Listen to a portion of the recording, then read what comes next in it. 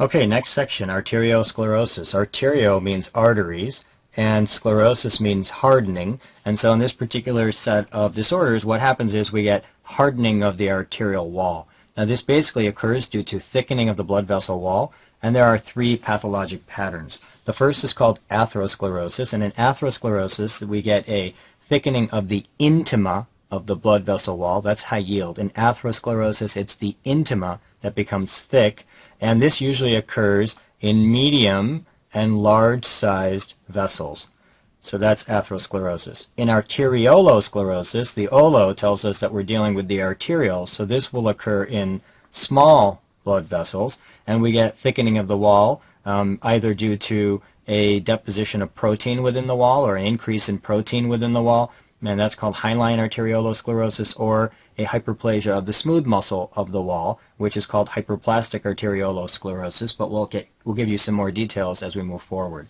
In Mönckeberg medial sclerosis, you get calcification of the media of the blood vessel, and this is clinically not really significant. You'll hear about that at the very end of this lecture. So let's start with atherosclerosis. Again, remember, it's an intimal plaque that obstructs blood flow. So here's the blood vessel, and of course you've got an intima, you've got a media, and an adventitia. Those are your three layers, and this is an intimal plaque in which you get obstruction of blood flow. Now, important to note that this plaque mostly consists of a necrotic lipid core. So the key component here would be cholesterol, and it has a fibromuscular cap, as I've drawn here. And often, this necrotic lipid core can undergo dystrophic calcification, so it's not uncommon for atherosclerosis to be calcified. Here's a picture of atherosclerosis. This would normally represent the intima with an endothelial layer sitting on top of a basement membrane. Here is the smooth muscle media. You can clearly see that there's expansion of the intima by this necrotic lipid core. Notice all the cholesterol clefts sitting in the middle of this necrotic lipid core. And we've got this fibromuscular cap that overlies the necrotic lipid core. So again, intimal plaque that consists of a necrotic lipid core with a fibromuscular cap. This involves large and medium-sized arteries, as I've already mentioned, and the four most common arteries in the body to be involved are the abdominal aorta, the coronary arteries, the popliteal artery, and the internal carotid arteries. And the idea here is that when you get involvement of these arteries, you're going to develop certain pathology, and the pathology is what we're going to discuss in our both in this section and in the cardiac section. So the risk factors for atherosclerosis are actually divided into two, modifiable and non-modifiable. The modifiable risk factors include hypertension.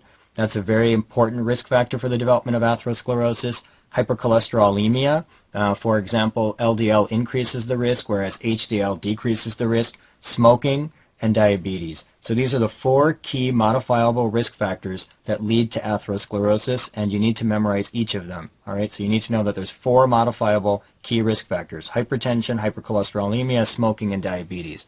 The non-modifiable risk factors include age. For example, the number and severity of the lesions, they increase with age. Gender, for example, there's an increased risk in males and in postmenopausal females. Premenopausal females are relatively protected, and that's because estrogen is protective. And then there are some genetic factors. It's basically multifactorial, but important to note that family history is highly predictive of risk. The pathogenesis of atherosclerosis is debated, but one sort of theory is that you've got endothelium here. Of course, endothelium is sitting on top of this basement membrane, and the idea is that within this intima here, you get damage to the endothelium, which then results in lipid entering into the intima. And as lipid enters into the intima, the lipid then gets oxidized, and once it gets oxidized, it gets taken up by macrophages, so that you get collections of macrophages with lipid within them. That forms the initial lesion of atherosclerosis, which is called a fatty streak. And were you to look at a blood vessel in a very young patient, you could see these yellow flat streaks that are running along the large blood vessels, and those are called fatty streaks. They arise early in life, and actually they're seen in most teenagers. That's how early atherosclerosis begins. Now eventually you get inflammation and healing and increased deposition of this lipid within the intima, and that's going to result in a thickening of this lipid layer with a necrotic lipid core and the formation of a fibromuscular cap. Now that fibromuscular cap is due to the inflammation and healing, which leads to deposition of extracellular matrix and proliferation of smooth muscle. And so in the end, what's going to happen is that this is going to be the blood vessel, and you're obviously going to have this atherosclerotic plaque that will occlude the blood flow, or that will decrease the blood flow. Complications of atherosclerosis account for more than half of disease in the Western world, and let's walk our way through some of these now. The first is stenosis of medium-sized vessels, and here's the idea. If this is a blood vessel and it's going into an organ, you know that the medium-sized blood vessels are those vessels that feed the major organs. So let's say that this is the artery and this is the vein and this is the organ. If we get atherosclerosis here, then that atherosclerosis is going to cause stenosis of the blood vessel, i.e. you've decreased the luminal caliber of that blood vessel. And of course that can result in various signs and symptoms. So this can occur, for example, in the popliteal artery, resulting in peripheral vascular disease. It can also occur in the coronary artery, which would give you episodic chest pain or angina. And then it can also occur in the mesenteric arteries, which could give ischemic bowel disease. So that's complication number one. It's important to note that you usually don't get symptoms until you have greater than 70% stenosis. That's high yield. Greater than 70% stenosis before you actually get complications. Complication number two is plaque rupture with thrombosis, and the idea here is you've got this blood vessel, and obviously this blood vessel is feeding the organ. Let's pretend that you've got atherosclerosis here. Now, one of the complications of atherosclerosis is that at the neck, this is the place where it usually ruptures, at the neck, you can get rupture, which would then expose all of that necrotic lipid core. And if the necrotic lipid core and the tissue underneath it is exposed, that's going to result in activation of the coagulation cascade, and so you'd rapidly develop a thrombus here, which could then occlude the vessel, creating an infarction in this organ. And actually, that's the way by which a myocardial infarction occurs. It's usually due to plaque rupture with thrombosis. So the examples would be, if this occurred in the coronary artery, the patient would develop a myocardial infarction. If this occurred, for example, in the middle cerebral artery, the patient could develop a stroke. So that's a second complication of atherosclerosis. The third complication of atherosclerosis is plaque rupture with embolization. Now here's the idea. You've got this atherosclerotic plaque. It's possible for this plaque to break off, and then part of that plaque could embolize and go through the blood supply and then lodge in a distant site. And that's called embolization. Now that results in something called an atherosclerotic embolus. And remember that the hallmark of atherosclerotic emboli are the presence of cholesterol clefts. Now here's a picture of that. This is a blood vessel. This blood vessel contains an atherosclerotic embolus, and the way by which you know that it's an atherosclerotic embolus is because you see these cholesterol clefts. The fourth complication is weakening of the vessel wall, and the idea here is that, remember, the vessel wall contains an intima, it contains a media, and it contains an adventitia. And of course, this is where the blood would be present. Now remember that the blood vessel wall, i.e. the intima, media, and the adventitia, these are all alive, and they require oxygen in order to maintain themselves and to be healthy.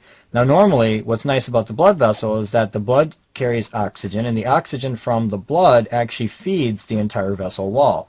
However, if a patient gets atherosclerosis so that this intima becomes thick, it creates a diffusion barrier so that oxygen can't feed this wall, so this wall will become weak and will become atrophic.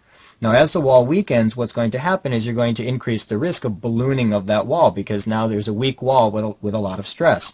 And so the complication of that would be that you would develop something called an aneurysm, which is a balloon-like dilatation of the blood vessel wall. And so this is a fourth complication of atherosclerosis, and it's going to be very important as we move forward in this particular chapter.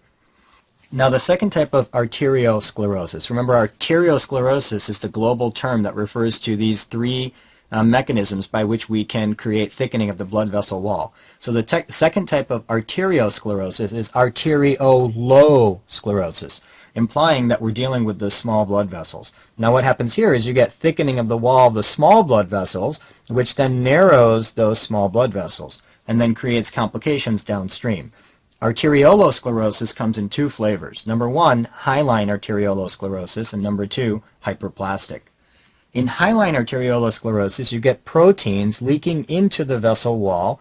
This produces vascular thickening, and you see it on microscopy as pink hyaline within the blood vessel. So here's what it looks like. This is obviously a blood vessel here, and you can see that the wall of this blood vessel is relatively thick, and what's thickening it here is the presence of this pink hyaline material. And so this is an example of hyaline arteriolosclerosis. Very important to note that it arises due to two things. You have to know this. This is super high yield. It's going to be something that we're going to hear about regularly as we move through pathology. Number one, benign hypertension. Patients who have long-standing benign hypertension, they get hyaline arteriolosclerosis. And the idea here is that the high blood pressure forces protein into the wall, giving us this change. And number two, we see it in diabetics. So patients who have diabetes, they get non-enzymatic glycosylation of the basement membrane, which then makes this blood vessel wall leaky, and then protein begins to leak in, giving us hyaline arteriolosclerosis. I cannot emphasize this enough. It's so high yield. It will come up over and over again in our discussions of pathology. Hyaline arteriolosclerosis is a consequence of two things. Number one, benign hypertension. Number two, diabetes. Now, the consequence of hyaline arteriolosclerosis is that you're going to get a reduced vessel caliber, which is then going to result in end organ ischemia. This can occur throughout the body, but it classically occurs within the kidney, producing glomerular scarring. And here's the idea. It's very high yield to be aware of. You've got this glomerulus here, okay, and there's an afferent arteriole here, and there's an efferent arteriole here. Imagine if you get hyaline arteriolosclerosis, so that you get thickening of the blood vessel wall. As you thicken the blood vessel wall slowly over time, you're slowly going to decrease the amount of blood that's actually supplying this glomerulus. This glomerulus will then scar, and you'll get something called glomerular scarring. So this is a key consequence of hyaline arteriolosclerosis. And in fact, this is the reason why patients with diabetes and patients with high blood pressure, they get chronic renal failure, because over time they develop this glomerular scarring due to the hyaline arteriolosclerosis. And that's what I've stated here in your text, where I say that it classically produces glomerular scarring. Now, when it produces glomerular scarring, we call that arteriolonephrosclerosis. Arteriolo, small arterioles. Nephro, kidney, sclerosis, you get sclerosis of both the glomeruli as well as those small blood vessels. And of course, this is how we get to chronic renal failure in patients with long-standing hypertension and in patients with diabetes. Now, of course, as you get this glomerular scarring, you're going to shrink the kidney, so the kidney will become shrunken, and on top of that, you'll see the scarring on the surface of the kidney. Now, when you look at the outside of the kidney, you're really getting a look at the cortex. So the outside represents the cortex. The surface of the kidney is really up against the cortex, basically. And so this is a classic example of arteriolonephrosclerosis. The other type of arteriolosclerosis is called hyperplastic arteriolosclerosis. And again, this is going to involve the small blood vessels, and we're going to get thickening of the small blood vessels. However, instead of the thickening being due to this protein that's leaking into the vessel wall, we get hyperplasia of the smooth muscle that results in that thickening, which then gives something called an onion skin appearance. So here's the classic image, and this is again a small blood vessel or an arteriole, and we've got thickening of the arteriole, and you can see that there's too many muscular cell layers here, and that's producing layer after layer of smooth muscle, which then is called onion skinning because each layer looks like the skin of an onion. Now this reduces the luminal caliber, which then decreases the blood flow going to the end organ. All right, once you've understood the histology, then the next question is, what is this process due to? And it's very important to note that this process is a consequence of malignant hypertension. Malignant hypertension. And so the idea here is that when you get super high blood pressure, sort of the smooth muscle begins to respond by hyperplasing, almost trying to contain that high blood pressure. And so that's called hyperplastic arteriolosclerosis. Now, of course, the luminal narrowing that's going to occur here is going to result in reduced vessel caliber, and so we'll get end organ ischemia. Now, that high blood pressure can also result in fibrinoid necrosis. Remember from Chapter 1 when we talked about necrosis, we said that when you get death of the blood vessel wall, that's called fibrinoid necrosis, and we see that in two circumstances. We see that in malignant hypertension, and we see that in vasculitis. So this is an example of where we might get fibrinoid necrosis of the blood vessel wall. Now, the classic finding is also present within the kidney when patients have hyaline arteriolosclerosis, and that is that they get acute renal failure with something called a flea-bitten appearance to the kidney. The acute renal failure, again, is because you're getting acute damage due to the very high blood pressure to the kidney. And at the same time, you get this flea-bitten appearance because on the surface of the kidney, you have these little pinpoint hemorrhages where you've had blowing out of the blood vessels, for example, which then results in hemorrhage. So this is a very high-yield principle to be aware of. Now let me just summarize this because the entire discussion is so central to so much of pathology. Basically what we've said so far in these few slides that we've covered are that you can get thickening of the blood vessel wall, and when you have thickening of the blood vessel wall, that's called arteriosclerosis. If you get thickening of the large or medium-sized blood vessels with an intimal plaque, that's called atherosclerosis, and that will have 4 complications, which we've already discussed. And then the other possibility is that you can get thickening of the small arterioles, and that's called arteriolosclerosis. Arteriolosclerosis can be divided into 2 types, hyperplastic and hyaline. In hyaline arteriolosclerosis, you get leaking of protein across the blood vessel wall, which thickens the blood vessel wall, giving it a pink appearance. And of course, the 2 ways by which you can get hyaline arteriolosclerosis are hypertension, which squeezes protein across that blood vessel wall, and diabetes, in which you get non-enzymatic glycosylation of the basement membrane of the vessel wall, which then allows protein to leak in. So hyaline arteriolosclerosis, benign hypertension, and diabetes. The other way by which you can get arteriolosclerosis of a small blood vessel wall would be hyperplastic arteriolosclerosis. This is where you get thickening of the blood vessel wall due to hyperplasia of the smooth muscle, and it's classically seen with malignant hypertension. You've got to have all of that summary very well established in your minds to be able to understand the discussions that we're going to have as we move forward.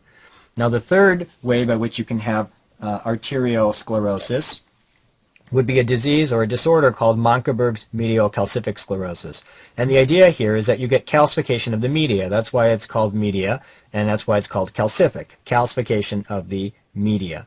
Now, this is non-obstructive, and therefore it's not clinically significant, all right, and it's seen as an incidental finding on X-ray or mammography. This is what the histology looks like. You see a blood vessel wall. This layer here represents the intima. You can see the intima is right up against the smooth muscle media, as it should be. And then within the media, you can see that you've got this area of calcification. So this is Mönckeberg's medial calcific sclerosis. Again, it does not alter the luminal caliber, and therefore it does not affect blood flow, and therefore it is not clinically significant. The only reason you need to know about it is because it can show up on X-ray, in particular on mammography. Now you know that on mammograms you're classically looking for calcification as a sign of cancer. Remember, that's one of the things that we screen for, is the presence of calcifications. And so it's important to note that you can also get calcifications of the blood vessel wall. And so this is an example of a calcification that's running in a vascular pattern.